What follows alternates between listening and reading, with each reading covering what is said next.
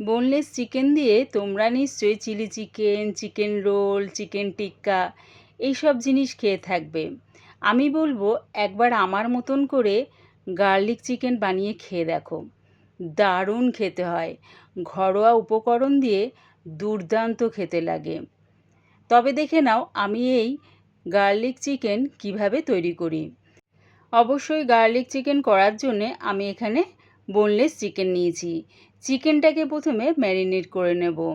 এর মধ্যে দিয়ে দিলাম অর্ধেক পাতিলেবুর রস, দিলাম 1.5 চামচের মতন আদা রসুন পেস্ট, হাফ চামচ গোলমরিচ গুঁড়ো, কালারের জন্য দিলাম 1 চামচ কাশ্মীরি লঙ্কার গুঁড়ো, দিলাম স্বাদ অনুযায়ী নুন, আর দিলাম 2 চামচের মতন রিফাইন তেল। সব কিছু চিকেনের সাথে মাখিয়ে নিয়ে এটা আমি 30 থেকে 40 মিনিটের জন্য চাপা দিয়ে রেখে দেবো। এরকম যদি 30 মিনিটের জন্য ম্যারিনেট করে রেখে দাও তাহলে দেখবে ওই পাতিলেবুর রসটা দিয়েছি তার জন্য চিকেনটা বেশ সফট হবে আর জুসি হবে। 30 মিনিট পর রান্নাটা করে নিচ্ছি। প্যানের মধ্যে দিয়ে দিলাম রিফাইন তেল। আমি এখানে 3 থেকে 4 চামচের মতন রিফাইন তেল দিয়েছি।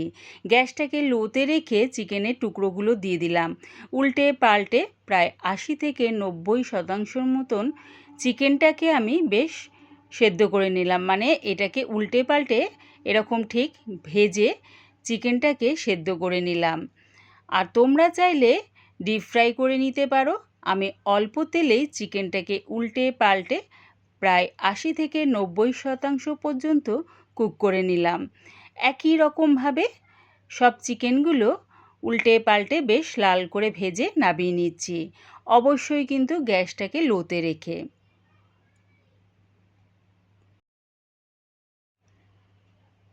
গ্যাসটাকে মিডিয়ামে রেখে একটা কড়া বসিয়ে দিয়েছি। তার মধ্যে দিয়ে দিলাম চিকেন ভাজার তেলটা 2 চামচের মতন, দিলাম বাটারটা মেল্ট হয়ে গেলে 20 থেকে 22টা রসুনের কোয়া আমি কুচিয়ে নিয়েছি সেটা দিয়ে দিলাম।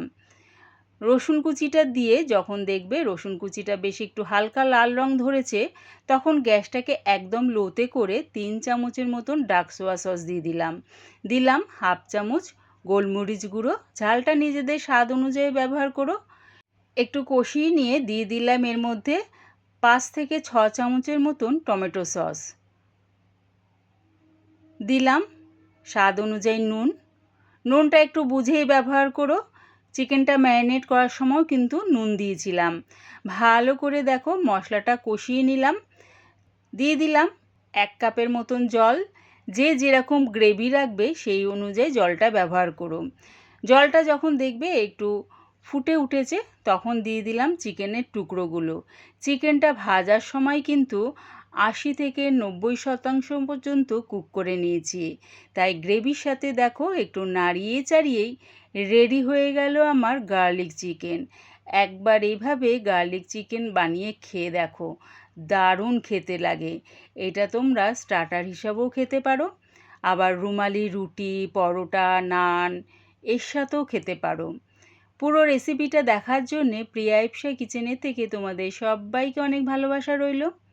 আমার এই গার্লিক চিকেনের রেসিপিটা ভালো লাগলে প্লিজ আমার চ্যানেলটিকে সাবস্ক্রাইব করে দিও।